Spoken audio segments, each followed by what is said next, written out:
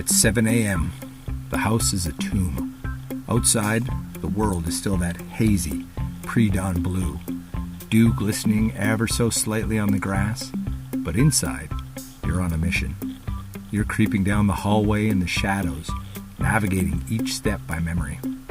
You know exactly where that one loose floorboard is. The one that sounds like a lion yawning if you step on it. In the next room, your dad is snoring. A steady, rhythmic warning. Because you know, if those eyes open, the magic ends. The chores start, the real world begins.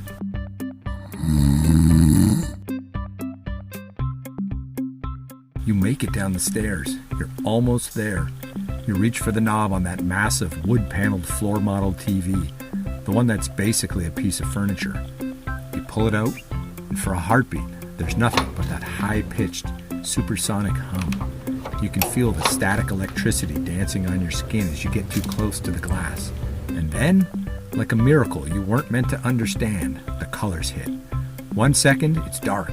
The next, you're blinded by the neon pinks of Gem and the holograms, the sun-scorched oranges of the Roadrunner's desert, and the tactical high-tech shadows of G.I. Joe. You've got your giant bowl of Lucky Charms, so much sugar the milk is already turning a radioactive green. And for the next 4 hours, you aren't just a kid in footy pajamas sitting on a shag carpet. You're a defender of the universe. You're a real American hero. You're exactly where you were born to be. But have you ever stopped to wonder why that specific window of time felt so sacred? Why did the giants of broadcasting give us kids everything they had on Saturday morning, only to pull the plug and pivot to golf or the news by noon? This isn't just a look back at cartoons. It's an autopsy of a cultural phenomenon that died out before we were really ready to let it go. This is the story of the Saturday morning ritual.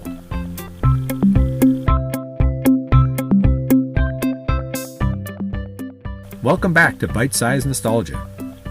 See, if you grew up in the Gen X era, Saturday morning wasn't just a block of time on a schedule. It was our version of the internet. It was the only window we had into a world built just for us.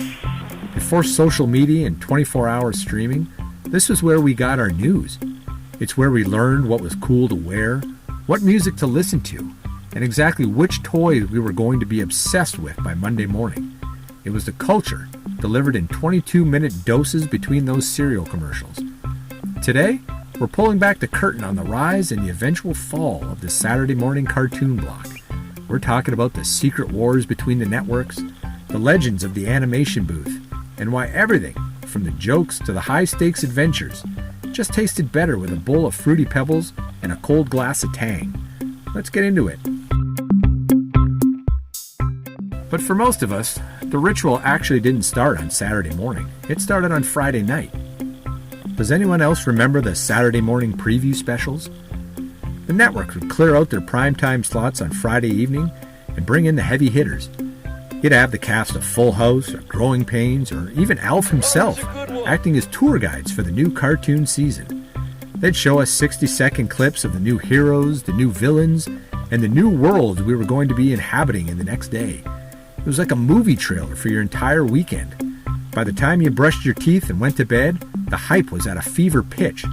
You weren't just going to sleep, you were waiting for the clock to strike cartoon o'clock. But look, before we can talk about the heroes on the screen, we have to talk about the fuel that powered the mission. Because for a Gen X kid, the cereal aisle at the grocery store was the most important real estate on the planet. We weren't scanning labels for fiber content or low sugar. We were hunting.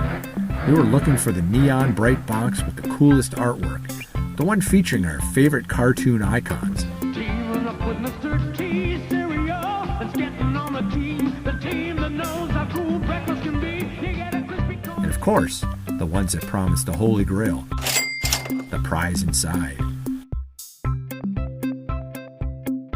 Remember that tension? The high-stakes gamble of reaching your arm all the way to the bottom of a fresh box of honeycombs or Cap'n Crunch. You're digging past the dust, your knuckles getting scraped by the cardboard, just praying your sibling hadn't beat you to that little plastic treasure buried in the golden hoops.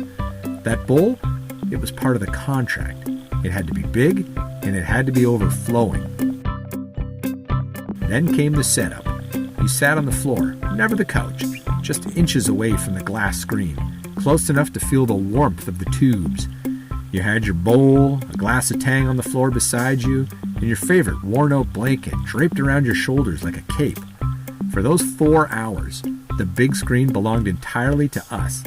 No breaking news, no endless soap operas, no Saturday afternoon golf. It was just us and pure, unadulterated imagination. But behind the scenes, Saturday morning was a billion-dollar battlefield. Through the late 70s and into the heart of the 80s, the big three, ABC, NBC, and CBS, were locked in a total war for our attention. They weren't just fighting for ratings, they were fighting for our loyalty. They knew that whoever owned Saturday morning owned the future. This is why the animation started to shift. Think about the transition. We went from the soft, watercolor vibes of the Smurfs, or the gentle, repetitive loops of Scooby-Doo, and suddenly we were hit with the high-octane, toy-driven power of He-Man and Transformers. The stakes were higher, the colors were sharper, but let's be real, these weren't just shows. They were 22-minute commercials for the plastic masterpieces we'd be begging for by Christmas. It was the birth of the toy era, and we were the target market.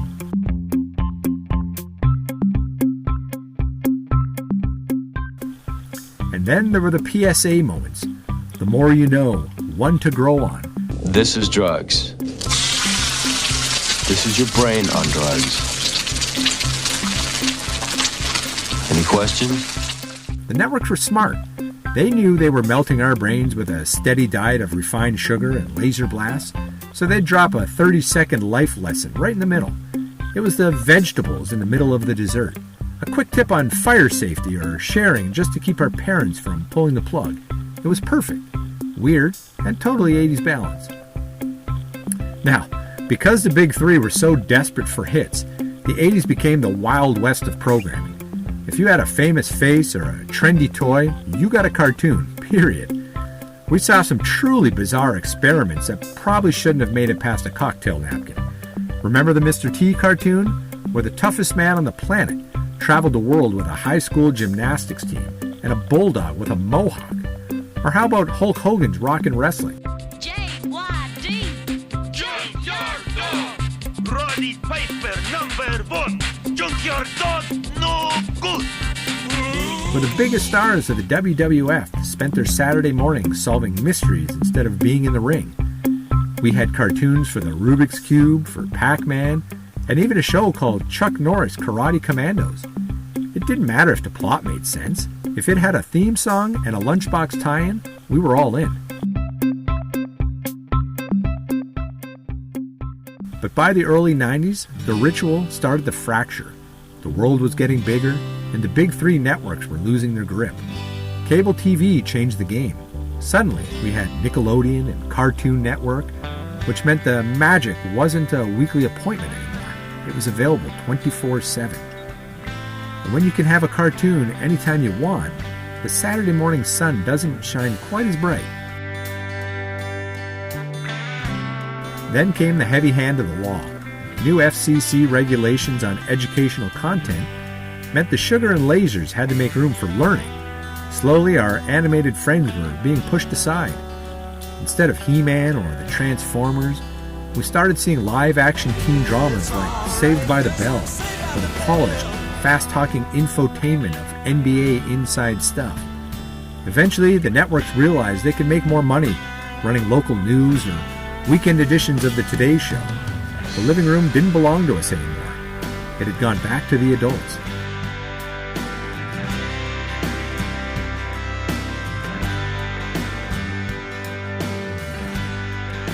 In 2014, the last of the traditional Saturday morning cartoon blocks officially went off the air. The ritual was over. The static was gone. The glow from the wood panel TV finally flickered out for good.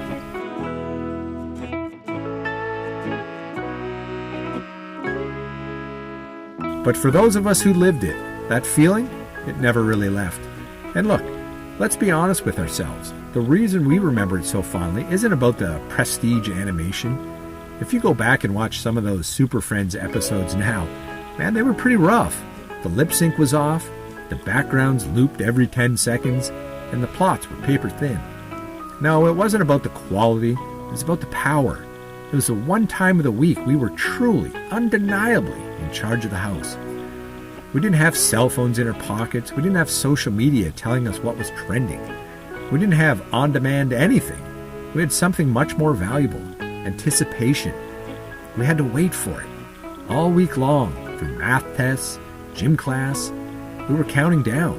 And that wait, it made the reward so much sweeter. It was a shared experience that stretched across the entire country.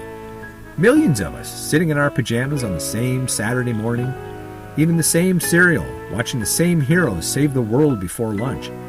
It was a secret club with no membership fees. It was a ritual we cherished then, and it's a frequency we're still tuned into today. So I have to know, what was your must-watch Saturday morning show?